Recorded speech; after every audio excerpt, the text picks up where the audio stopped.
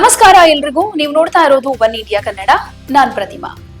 ವೀಕ್ಷಕರೇ, 2 ವರ್ಷಕ್ಕೊಮ್ಮೆ ನಡೆಯುವಂತಹ ಕೃಷ್ಣನಗರಿ ಉಡುಪಿಯ ಪರ್ಯಾಯ ಮಹೋತ್ಸವ 2026ರ ಪ್ರಮುಖ ಭಾಗವಾದ ಸರ್ವಜ್ಞ ಪೀಠವನ್ನೇರೋ ಧಾರ್ಮಿಕ ಸಂಪ್ರದಾಯ ಕೃಷ್ಣ ಮಠದಲ್ಲಿ ಸಂಪನ್ನವಾಗಿದೆ. ಅಧಿಕಾರ ಹಸ್ತಾಂತರದ ಭಾಗವಾಗಿ ಅಕ್ಷಯ ಸಟ್ಟುಗ ಹಾಗೆ ಮಠದ ಕೀಲಿಕೈಯನ್ನ ಪುತ್ತಿಗೆ ಮಠದ ಶ್ರೀಗಳು ಶೀರೂರು ವೇದವರ್ಧನ ತೀರ್ಥ ಶ್ರೀಗಳಿಗೆ ಹಸ್ತಾಂತರಿಸಿದ್ದಾರೆ.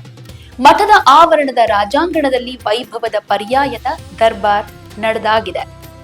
21 ವರ್ಷದ ಶ್ರೀ ವೇದವರ್ಧನ ತೀರ್ಥರಿಗೆ ಇದು ಮೊದಲ ಪರ್ಯಾಯ. ಶ್ರೀ ಲಕ್ಷ್ಮೀವರ ತೀರ್ಥ ಶ್ರೀಪಾದರ ನಂತರ ಶೀರೂರು ಮಠದ 31ನೇ ಯತಿಯಾಗಿ ನಿಯುಕ್ತಿಗೊಂಡ ಅವರು 2005ರ ಸೆಪ್ಟೆಂಬರ್ 30ರಂದು ಉಡುಪಿಯಲ್ಲಿ ಜನಿಸಿದ್ದು. ಸರ್ವಜ್ಞ ಪೀಠ ಏರಿದ ಶ್ರೀ ವೇದವರ್ಧನ ತೀರ್ಥರು ಕನಕನ ಕಿಂಡಿಯ ಮೂಲಕ ಕೃಷ್ಣನ ದರ್ಶನವನ್ನ ಪಡ್ಕೊಂಡ್ರು.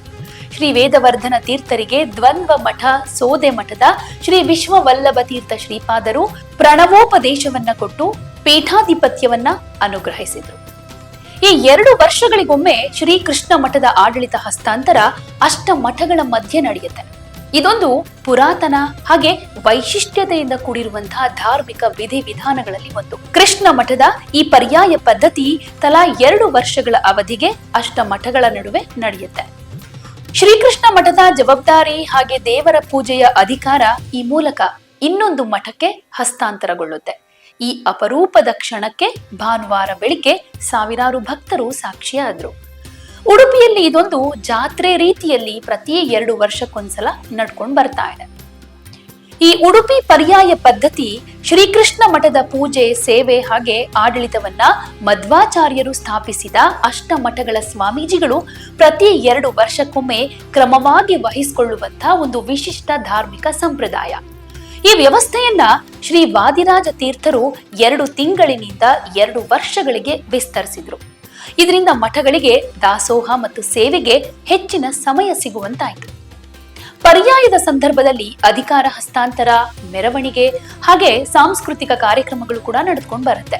ಇದರಲ್ಲಿ ಸರ್ವಜ್ಞ ಪೀಠವನ್ನ ಏರೋದಕ್ಕೆ ಸ್ವಾಮೀಜಿಯವರು ದಂಡ ತೀರ್ಥದಲ್ಲಿ ಸ್ನಾನ ಮಾಡಿ ಅಕ್ಷಯ ಪಾತ್ರೆ, ಸಟ್ಟುಗ ಹಾಗೆ ಕೀಲಿ ಕೈಗಳನ್ನ ಸ್ವೀಕರಿಸ್ತಾರೆ. ಪರ್ಯಾಯೋತ್ಸವ, ಉಡುಪಿ ಪರ್ಯಾಯ ಅಂದ್ರೆ ಸಾಕು, ಉಡುಪಿ ಜನರ ಮನದಲ್ಲಿ ಒಂದ್ ರೀತಿ ಸಂಭ್ರಮದ ಹಬ್ಬದ ವಾತಾವರಣವಾಗಿ ಕಾಣಿಸಿಕೊಳ್ಳುತ್ತೆ. ಈ 2 ವರ್ಷಗಳಿಗೊಂದ್ಸಲ ಬರುವಂತಹ ದ್ವಿವಾರ್ಷಿಕ ಉತ್ಸವದ ಸಂದರ್ಭ ಉಡುಪಿಯೇ ಸಿಂಗಾರಗೊಂಡು ಖುಷಿ ಪಡುತ್ತೆ.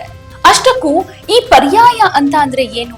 ಪರ್ಯಾಯೋತ್ಸವ ಅಂತ ಅಂದ್ರೆ ಇದ್ಯಾವ ರೀತಿ ಉತ್ಸವ, ಯಾಕಿಷ್ಟೊಂದು ಸಂಭ್ರಮ, ಪರ್ಯಾಯ ಉತ್ಸವದ ಇತಿಹಾಸ ಏನು, ಇದೆಲ್ಲದ್ರ ಬಗ್ಗೆ ತಿಳ್ಕೊಳ್ಳೋದಾದ್ರೆ ಉಡುಪಿ ಅಂದ ತಕ್ಷಣ ನಮಗೆಲ್ಲ ನೆನಪಾಗೋದು ಫಸ್ಟ್ಗೆ ಉಡುಪಿ ಹೋಟೆಲ್ಲು, ಮಲ್ಪೆ ಬೀಚ್ ನೆನಪಾಗತ್ತೆ. ಜೊತೆಗೆ ಖ್ಯಾತ ಧಾರ್ಮಿಕ ಸ್ಥಳವಾಗಿರೋ ಕೃಷ್ಣ ಮಠ ಕೂಡ ನೆನಪಾಗೇ ಆಗತ್ತೆ. ಈ ಕೃಷ್ಣ ಮಠದ ಪೂಜೆ, ಅನುಷ್ಠಾನ ಹಾಗೆ ಆಡಳಿತಕ್ಕೆ ಸಂಬಂಧಿಸಿದ ಹಾಗೆ ನಡೆಯುವಂತಹ ದ್ವೈವಾರ್ಷಿಕ ಉತ್ಸವವೇ ಈ ಪರ್ಯಾಯ ಅನ್ನೋದು. ಶ್ರೀಕೃಷ್ಣ ಮಠದ ಪೂಜೆ ಮತ್ತಿತರ ಕಾರ್ಯಗಳನ್ನ ಒಬ್ಬರ ನಂತರ ಮತ್ತೊಬ್ರು ಯತಿಗಳಿಗೆ ವಹಿಸಿಕೊಡೋದು ಈ ಪದ್ಧತಿ. ಈಗಿನ ಪರ್ಯಾಯ ಮಠಾಧೀಶರು ಮುಂದೆ ಪರ್ಯಾಯ ಪೀಠಾರೋಹಣ ಮಾಡಲಿರುವಂತಹ ಸ್ವಾಮೀಜಿಗಳಿಗೆ ಪೂಜೆಯ ಅಧಿಕಾರವನ್ನ, ಮಠದ ನಿರ್ವಹಣೆಯನ್ನ ಹಸ್ತಾಂತರ ಮಾಡ್ತಾರೆ. ಸೊ ಈ ದಿನವನ್ನ ಪರ್ಯಾಯ ಅಂತ ಕರೆಯಲಾಗುತ್ತೆ. ಪರ್ಯಾಯದ ಬಗ್ಗೆ ಇನ್ನೂ ಸರಳವಾಗಿ ಹೇಳೋದಾದ್ರೆ ಉಡುಪಿಯಲ್ಲಿ ಅಷ್ಟ ಮಠಗಳಿದೆ. ಈ 8 ಮಠದ ಸ್ವಾಮೀಜಿಗಳು ಆವರ್ತದಲ್ಲಿ 2 ವರ್ಷಕ್ಕೊಂದ್ಸಲ ಕೃಷ್ಣನ ಪೂಜಾ ಅಧಿಕಾರವನ್ನ ಹಸ್ತಾಂತರಿಸ್ಕೊಳ್ತಾರೆ. ಅಂದ್ರೆ ಒಂದು ವೃತ್ತದಲ್ಲಿ 8 ಮಂದಿ ಇರ್ತಾರೆ. ಕೃಷ್ಣ ಪೂಜೆಯ ಅಧಿಕಾರ, ಮಠದ ನಿರ್ವಹಣೆಯನ್ನ ಒಬ್ಬರ ನಂತರ ಒಬ್ರು 2 ವರ್ಷಗಳಿಗೊಂದ್ಸಲ ಬದಲಾಯಿಸಿಕೊಳ್ಳೋದು ಅಂತ. ಹೀಗೆ ಅದು ಒಂದು ಸುತ್ತು ಮುಗಿಸಿ ಮತ್ತೆ ಆರಂಭಿಸಿದವರ ಕೈಗೇನೆ ಬರುತ್ತೆ. ಮತ್ತೆ ಈ ಸುತ್ತು ಹಾಗೆ ಮುಂದುವರ್ಕೊಂಡು ಬರುತ್ತೆ. ಹೀಗೆ 2 ವರ್ಷಗಳಿಗೊಂದ್ಸಲ ಪರ್ಯಾಯ ಮಹೋತ್ಸವ ನಡ್ಕೊಂಡು ಬರ್ತಾ ಇದೆ. ಈ ಪರ್ಯಾಯ ಅಂತಂದ್ರೆ ಸ್ವಾಮೀಜಿಗಳ ಶ್ರೀಕೃಷ್ಣನ ಪೂಜಾ ಅನುಷ್ಠಾನ ಅಧಿಕಾರ ಹಸ್ತಾಂತರ ಮಾತ್ರವೇ ಆಗಿದ್ದಿದ್ರೆ ಪರ್ಯಾಯಕ್ಕೆ ಇಷ್ಟೊಂದು ಮಹತ್ವ ಯಾಕೆ ಅಂತ ಕೇಳಬಹುದು. ಅದರ ಸಂಭ್ರಮಗಳೇನು ಅಂತಾನು ಅನ್ನಿಸಬಹುದು. ಪರ್ಯಾಯ ಅಂತಂದ್ರೆ ಕೇವಲ ಸ್ವಾಮೀಜಿಗಳ ಬದಲಾವಣೆ ಮಾತ್ರ ಆಗಿರದೆ ಅದು ಉಡುಪಿಯ ಸಾಮಾಜಿಕ, ಸಾಂಸ್ಕೃತಿಕ, ಧಾರ್ಮಿಕ ಬದಲಾವಣೆ ಕೂಡ ಹೌದು. ಅದ್ ಹೇಗೆ ಅಂತೀರಾ? ಪ್ರತಿ ಸಲ ಪರ್ಯಾಯ ಉತ್ಸವದ ಮೂಲಕ ಮಠದ ಆಡಳಿತ ಬದಲಾದ ಹಾಗೆ ಅದು ಉಡುಪಿಯ ಚಿತ್ರಣದ ಮೇಲೂ ಕೂಡ ಪರಿಣಾಮ ಬೀರುತ್ತೆ. ಪರ್ಯಾಯ ಪೀಠಾರೋಹಣ ಮಾಡಿರೋ ಶ್ರೀಗಳು ಹಾಗೆ ಅವರ ಮಠ ಕೃಷ್ಣ ಮಠದ ಆಡಳಿತವನ್ನ ನೋಡ್ಕೊಳ್ಳುತ್ತೆ.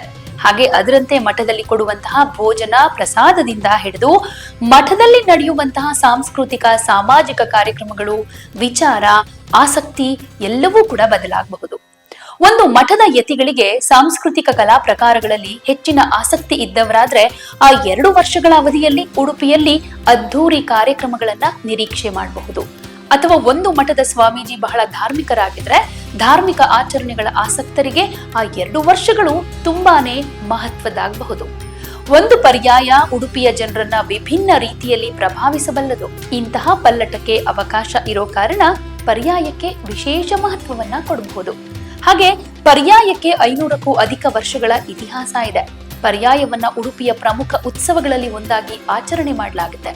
ಎಲ್ಲಾ ಸಮುದಾಯದ ಬಂಧುಗಳು ಈ ಸಂಭ್ರಮಕ್ಕೆ ಜೊತೆಯಾಗ್ತಾರೆ, ಸಹಕಾರ ಕೊಡ್ತಾರೆ.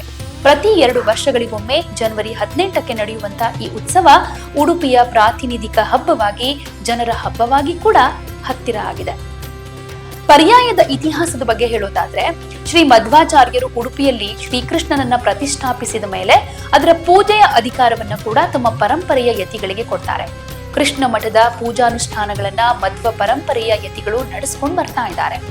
ಉಡುಪಿಯ ಅಷ್ಟಮಠಗಳ ಯತಿಗಳಿಗೆ ಪರ್ಯಾಯ ಪೂಜೆಯ ಅಧಿಕಾರವನ್ನು ಕೊಟ್ಟು ಹರಸಿದವರು ಮಧ್ವಾಚಾರ್ಯರು. ನಂತರ ಮೊದಲಿಗೆ 2 ತಿಂಗಳಿಗೊಮ್ಮೆ ಪರ್ಯಾಯ ನಡೀತಾ ಇತ್ತು. ಅದನ್ನ ಮುಂದೆ ಸೋದೆ ಮಠಾಧೀಶರಾಗಿದ್ದ ಶ್ರೀ ವಾದಿರಾಜ ತೀರ್ಥರು 2 ವರ್ಷಗಳ ಅವಧಿಗೆ ವಿಸ್ತರಿಸಿದ್ರು. ಈಗ ವೇದವರ್ಧನ ಶ್ರೀಪಾದರು ಅಧಿಕಾರವನ್ನ ವಹಿಸಿಕೊಂಡಿದ್ದಾರೆ. ನಮ್ಮ ಧರ್ಮದ ಮೂಲ ಗ್ರಂಥಗಳು ವೇದಗಳು, ಅವುಗಳ ರಕ್ಷಣೆ ಮತ್ತು ಪೋಷಣೆಯಿಂದ ಭಗವಂತ ಸಂತೃಪ್ತನಾಗ್ತಾನೆ. ವೇದ ಪಂಡಿತರ ಪೋಷಣೆಗೆ ಪರ್ಯಾಯದಲ್ಲಿ ಆದ್ಯತೆ ನೀಡಲಾಗುತ್ತೆ ಅಂತ ಹೇಳ್ಕೊಂಡಿದ್ದಾರೆ. ಅಂದ್ರೆ ವೇದವನ್ನ ನಾವು ಉಳಿಸಬೇಕು, ಆ ಮೂಲಕ ಕೃಷ್ಣನ ಅನುಗ್ರಹಕ್ಕೆ ಪಾತ್ರವಾಗಬೇಕು. ನಮ್ಮ ಪರ್ಯಾಯದ 2 ವರ್ಷಗಳಲ್ಲಿ ಈ ಕೆಲಸ ನಡೆಯುತ್ತೆ ಅಂತ ಹೇಳಿದ್ದಾರೆ.